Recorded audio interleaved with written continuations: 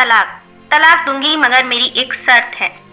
जब मैं रात को घर पहुंचा तो मेरी पत्नी ने खाना लगाया। मैंने उसका हाथ अपने हाथों में लिया और कहा, मुझे तुमसे कुछ जरूरी बात करना है। वो साथ बैठकर खाना खा रही थी। उसकी आंखों में कुछ दर्द सा साफ नजर आ रहा था। अचानक मुझे नहीं पता कैसे कहूँ, मगर मुझे उसे बताना ही था। मैंने बड़ी शांति से कहा, मुझे तलाक चाहिए। लगा जैसे उससे मेरे शब्दों से कुछ फर्क नहीं पड़ा, बल्कि उसने मुझसे पूछा, क्यों तलाक चाहिए?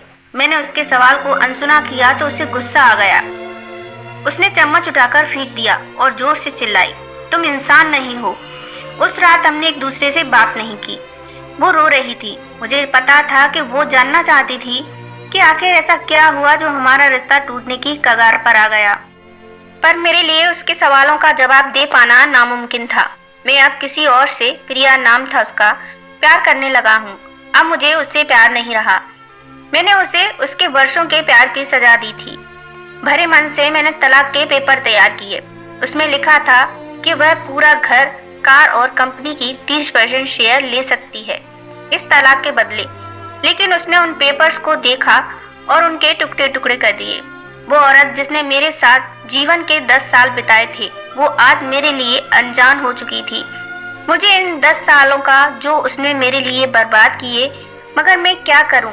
जो हो चुका उसे मैं बदल नहीं सकता था, क्योंकि मैं किसी और से, अपनी पत्नी से भी ज्यादा प्यार करने लगा था।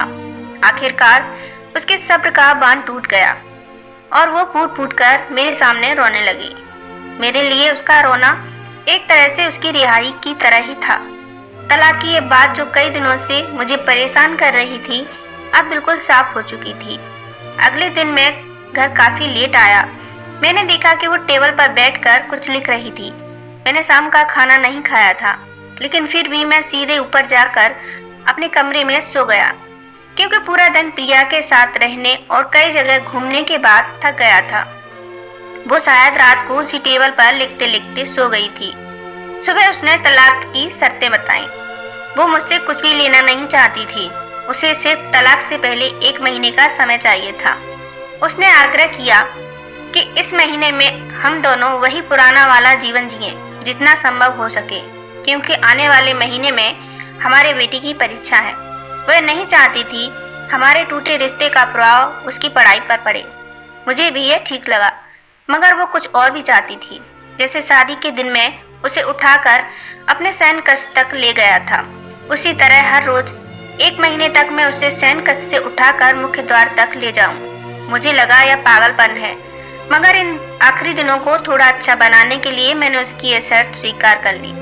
मैंने प्रिया को अपनी पत्नी की सभी शर्तें बताई। वो हंसने लगी। उसे लगा मेरी पत्नी कितने भी तरीके अपना ले, तलाक तो तय है। मेरी पत्नी और मैं किसी से भी इस दौरान नहीं मिले थे, लेकिन उस दिन जब मैं उसे पहली बार उठाया, गेट तक ले गया, तो हम दोनों काफी अजीब महसूस कर रहे थे। पीछे से हमारा बेटा भी खिलखिलाकर खुश हो रहा था। अगले दिन यह काम थोड़ा सामान्य और आसान हो गया। वह मेरे सीने से लगी थी और मैं उसकी खुशबू महसूस कर रहा था।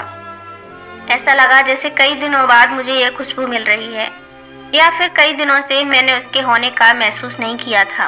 पहले जितनी उसमें वो कसाव नहीं था, और चेहरे पर कुछ हल्की झुर्रियां नजर आ रही थीं और बाल भी काफी सफेद होने लगे थे। ये वही औरत थी जिसने अपने जीवन के 10 साल मुझे समर्पित किए थे। चौथे दिन जब मैंने उसे उठाया तो वो पुराना रोमांस लौटने लगी थी। 5वें और 8वें दिन वो पुराना प्यार फिर जागने लगा। मैंने प्रिया को इस बारे में कुछ भी नहीं बताया था। अब उसे उठाना और आसान हो गया था। शायद हर रोज यह सब करने का मैं आदी हो गया था। एक दिन वह अपनी पसंद की साड़ी निकाल रही थी, लेकिन कुछ खास नहीं ढूंढ पाई। उसने सांस भरते हुए कहा कि उसके सारे कपड़े बड़े पड़ने लगे हैं। तब मुझे पता चला कि वह काफी दुबली हो गई है और इसलिए मैं उसे आसानी से उठा पा रहा था। मेरे दिल को एक झटका सा लगा। उसने अपने दिल में काफी सारा दर्द छुपा रखा था। पता नहीं कैसे मैं आगे बढ़ा और उसके सिर को छूकर देखा। अचानक हमारा बेटा आया और बोला कि पापा, ये तो मम्मा को उठाकर बाहर ले जाने का समय हो गया है। उसके लिए अपने पापा द्वारा मम्मा को इस तरह उठाकर ले जाते हुए देखना जीवन का अभिन्न हिस्सा बन गया था। मेरी बीवी ने हमारे बच्चे को बुलाया और जोर से उसे गले लगा लिया। मैंने अपना चेहरा दूसरी तरफ कर लिया। मुझे लगा कि मैं अपना निर्णय न बदल लूं, मैंने अपनी पत्नी को रोज की तरह उठाया और बेडरूम से सिटिंग रूम लेते हुए हॉल तक लाया। उसने प्यार से अपने दोनों हाथ मेरी गर्दन के आसपास रख दिए।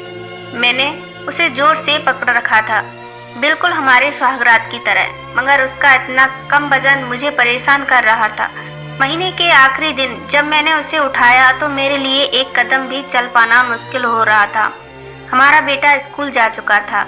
मैं अपनी कार में ऑफिस गया और कार से कूदकर बाहर आ गया, बिना कार को लॉक किए। मुझे डर था कि अब एक पल की भी देरी कहीं मेरा इरादा ना बदल दे। मैं ऊपर गया। प्रिया ने दरवाजा खोला और मैंने उससे कहा, सॉरी प्रिया, अब मैं अपनी पत्नी से तलाक नहीं लेना चाहता। उसने मुझे देखा और मेरे सिर पर हाथ फेर कर कहा, तुम्हें बुखार तो नहीं है? मैंने उसका हाथ हटाया और कहा, सॉरी प्रिया, अब मुझे अपनी पत्नी से तलाक नहीं चाहिए। हमारी शादीशुदा जिंदगी शायद हम दोनों के ध्यान न देने की वजह से बोरिंग हो गई थी, लेकिन इसका मतलब यह कतई नहीं कि हम एक दूसरे से प्यार नहीं करते। अब मुझे एहसास हुआ है कि जिस दिन मैं उसे शादी करके अपने घर लाया था, उस दिन से जीवन के आखिरी दिन तक मुझे उसका साथ निभाना है। प्रिया के होश उड़ गए। उसने मुझे एक जोरदार चांटा जड़ दिया मेरे मुंह पर। वह रोने लगी और दरवाजा अंदर से बंद कर लिया। मैं सीढ़ियों से नीचे उतरा और आकर अपने कार में बैठ गया।